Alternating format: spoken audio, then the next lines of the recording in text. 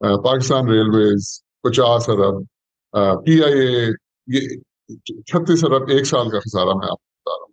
سوئی سدن جو ہے وہ 21 ارب، پاکستان اسٹیل مل 21 ارب، PSO 15 ارب، یہ 1 سال کا خسارہ میں آپ کو بتا رہا ہوں.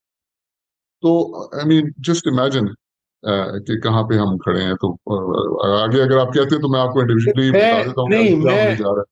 نہیں، میں یہ ایک بہت آپ نے نکتہ جو ہے نا اٹھایا، میں اس کے اوپر ذرا آپ سے مزید بات کرنا چاہتا ہوں. دیکھیں، ایک جو آرگیومنٹ ہے نا پرائیویٹائزیشن کے بارے میں، جو تشویش ہے بہت سی سیاسی پارٹیوں کو، سیاسی حلقوں کو، لیفٹ کے ہمارے بہت سارے لوگ ہیں وہ بھی اس کو اپوز کرتے ہیں، اور ان کی بنیادی وجہ یہ ہوتی ہے کہ جو ورکرز ہیں نا، جیسے کہ اب اسٹیل ملز میں، ریلویز میں، دیگر جگہوں پہ وہ بے روزگار ہو جائیں گے. کتنے ہزاروں گھر جو ہیں ان کی انکم ڈپرائیو ہوگی. تو آپ نے بھی کہا تھا کہ اس کے طریقے ہوتے ہیں کہ کس طرح سے ان کو پروٹیکٹ کیا جا سکتا ہے. میں چاہتا ہوں تھوڑا اس کے اوپر آپ روشنی ڈالیں کوئکلی، تاکہ یہ ناظرین بھی یہ بات سمجھے کہ یہ پرائیویٹائزیشن جو ہے یہ ضروری نہیں کہ یہ لوگوں کو بے روزگار کر دے گی.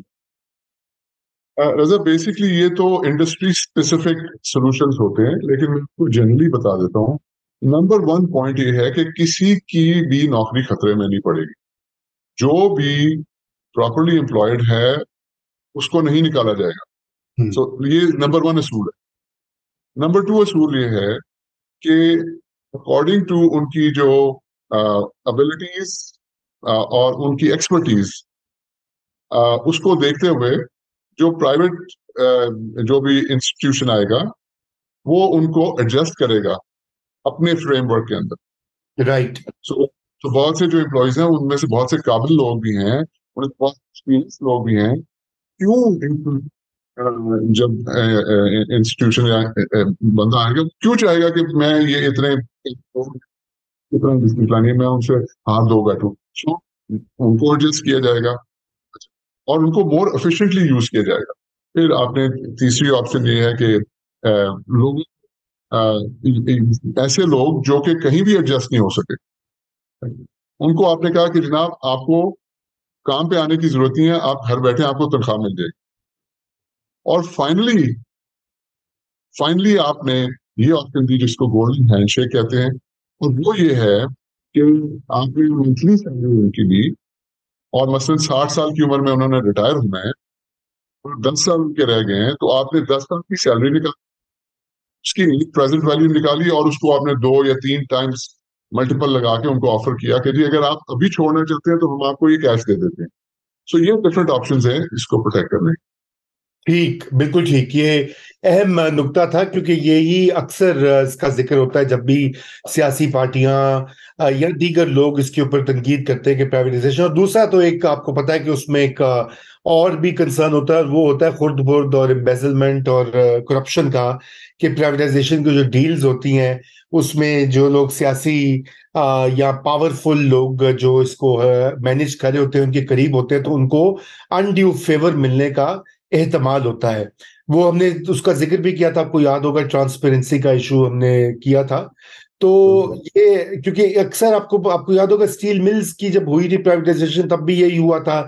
یہ جو MCB بینک کا میاں منشا کو بیچا تھا نواز شریف کی فرسٹ گورنمنٹ میں، اس پہ بھی یہ اعتراضات لوگوں نے وہ تنقید کی تھی. PTCL کے اوپر بھی یہی بات ہوئی تھی. تو اس کا دیکھیں نا کیا ہوا. یہ سارے ادارے جو کہ بلینز آف روپیز کے لاسز بنا رہے تھے، اس وقت بلینز آف روپیز کے پروفٹس بنا رہے ہیں اور بلینز آف روپیز کے ٹیکسز دے رہے ہیں، اور ہنڈریڈز آف تھاؤزنڈز کی جاب کریشن ہو رہی ہے. اور یہ پروڈکٹیو جاب کریشن، ایفیشنسی بھی ہو گئی ہے، بھی ہوگی، بھی ہوگی.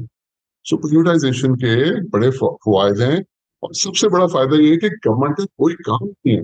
یہ ادارے چلیے کام لوگوں کے اندر انویسٹ کرنا ہے، پالیسیز بنانا ہے، ایسی پالیسی جس سے عوام کی دہلیز تک جو ہے ان کے ریسورسز پہنچے، ان کے سروس ڈلیوری ان تک پہنچے، اور ہیومن ڈیولپمنٹ انڈیکس کے اندر انویسٹ ہو اور کیپٹل انکم انکریز ہو. سو رضا دیکھیں 3 اس وقت جو ہے نا وہ پائپ لائن میں جو چیزیں چل رہی ہیں اس میں پرائیویٹائزیشن کے اوپر، اس میں نمبر 1 obviously PIA ہے، اور ہم نے اس کے اوپر بہت بات بھی کی ہے. لیکن پی آئی اے کا میں آپ کو ذرا بتاؤں کہ اس کا جو ڈومیسٹک ڈیٹ ہے وہ 260 ارب روپے کا ڈومیسٹک ڈیٹ ہے. وہ اس نے 9 بینکس کو، بینک آف پنجاب 56 بلین، عسکری bank 43 billion, J S bank 34 billion, national bank 33 وغیرہ وغیرہ، 9 بینکس کو انہوں نے 263 ارب روپے کا یہ قرضہ ان سے اٹھایا ہوا ہے. اور اس کے بعد نیشنل بینک، حبیب بینک اور اسٹینڈرڈ چارٹرڈ بینک کا کنسورشیم ہے جس کو تقریباً 170 ملین ڈالر جو ہے وہ ان کا فورن لون ہے. یہ حال ہے پی آئی اے کا. تو اس کو تو فوراً آف لوڈ کرنا چاہیے. اور بیسکلی میں نے پہلے بھی بتایا کہ 4 اس کی آئٹمز ہیں. ایک تو اس کا لینڈ اینڈ بلڈنگس وغیرہ ہیں، وہ تو بڑی آسانی سے، وہ زیادہ بھی نہیں ہے، ان کو تو مارکیٹ میں بیچ دینا چاہیے. پھر اس کے ہوٹلز ہیں، 2 مین ہوٹلز ہیں، ایک نیو یارک میں ہے اور ایک پیرس میں ہے. میرا پوائنٹ آف ویو یہ ہے کہ ایسی آئیکونک پراپرٹیز پاکستان کو دوبارہ نہیں ملیں گی. ان کو نہیں بیچنا چاہیے، ان کو مینجمنٹ کمپنیز کے حوالے کر دینا چاہیے، ان کو کنسیشن دینی چاہیے 10 15 20 سال کے لیے. وہ مینجمنٹ کمپنیز خود ہی چلائیں گی، پروفٹ بھی بنائیں گی، ان کو بھی شیئر دیں گی، لیکن ایسٹ آپ کے پاس رہے گا. تو اچھا، تیسرا ان کے پلینز ہیں، وہ زیادہ تر تو خراب پڑے ہوئے ہیں، یا وہ انڈونیشیا میں ان کی لڑائی چل رہی ہے، پیسے نہیں دیے وغیرہ. تو یہ ایئر لائن کمپنیز کے ساتھ نیگوشیٹ کریں اور ان پلینز سے چھٹکارا حاصل کریں. اصل چیز ان کی جو ہے نا وہ پی آئی کے راؤٹس ہیں، وہ ان کو ایک ٹرانسپیرنٹ طریقے کے ساتھ بڈنگ کرا کے جو بھی اس کی بیسٹ پرائسنگ دیتا ہے، جو بھی ایئر لائن ٹرکش ہے یا ایمریٹس ہے یا سنگاپور ہے، جو سی بھی ایئر لائن وہ راؤٹس کے لیے بیسٹ پیسے دیتی ہے، اس کو یہ ان کو دے دینا چاہیے for certain number of years, 10 سال 15 سال 20 سال. سو یہ سمپل ہے جی پی آئی کی پرائیویٹائزیشن. نوٹ آف کاشن اس میں یہ ہے کہ دیکھیں، میں نے پہلے بھی بتایا تھا کہ transparency is equal to disclosure. Privatization میں جو ہے ڈسکلوجر. اب مسئلہ یہ ہے کہ جو ہمارے وزیر ہیں وہ بہت کام کر رہے ہیں ایم شور، اور بڑی محنت کر رہے ہیں، تو وہ پریس کانفرنس وغیرہ کر دیتے ہیں. میری سجیشن ان کو یہ ہوگی کہ پریس کانفرنس کے علاوہ وہ ایک ڈیٹیلڈ ڈاکیومنٹ جو ہے وہ پبلک کے لیے ایشو کریں، تاکہ اس کو پھر پبلک اور جو ایکسپرٹس ہیں اس کو پڑھ کے اس کو اسیس کر سکیں، اور یہ انفارمیشن بھی ہوگی پبلک کے لیے. سو ٹرانسپیرنسی آئے گی، ڈسکلوجر آئے گا، اور اس کے اندر پھر سجیشنز بھی آئیں گی، فیڈ بیک آئے گا پبلک کا، جو کہ بہت وائٹل ہوگا. تو this I think is very important. بالکل. اس کے علاوہ اسٹیل میں دوسری چیز جو تھی وہ اسٹیل مل ہے. اسٹیل مل میں نے جیسے بتایا 21 ارب کے اس کے پر اینم کے لاسز ہیں.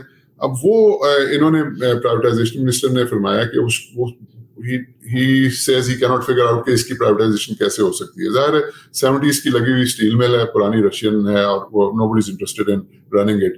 تو وہ تو اسکریپ کا مال ہی ہے بیسکلی. لیکن میری انفارمیشن یہ ہے کہ اس کی کوئی ٹھیک ٹھاک لینڈ ہولڈنگ ہے، کوئی 13-14 ہزار ایکڑ لینڈ ہولڈنگ ہے اسٹیل مل کی. تو یہ پرائیویٹائزیشن منسٹر نے فرمایا ہے کہ جی اس کو ایکسپورٹ پروموشن بیورو کو دے دینا چاہیے. تو وہ مجھے فرینکلی اس کی سمجھ نہیں آئی. دیٹس وائی میں سمجھتا ہوں کہ اگر کوئی سم سارٹ آف ڈاکیومنٹ وغیرہ آئے تو اس کو پڑھ کے ڈیٹیل میں بات کی جا سکے. اس میں مفتاح اسماعیل نے ایک بڑی اچھی ایک سجیشن دی تھی کہ ان کا جو سرکولر ڈیٹ ہے وہ ایک ادارے نے دوسرے کو دینا ہے، دوسرے نے تیسرے کو دینا ہے، اور اس طرح سے ایک سرکولر ڈیٹ.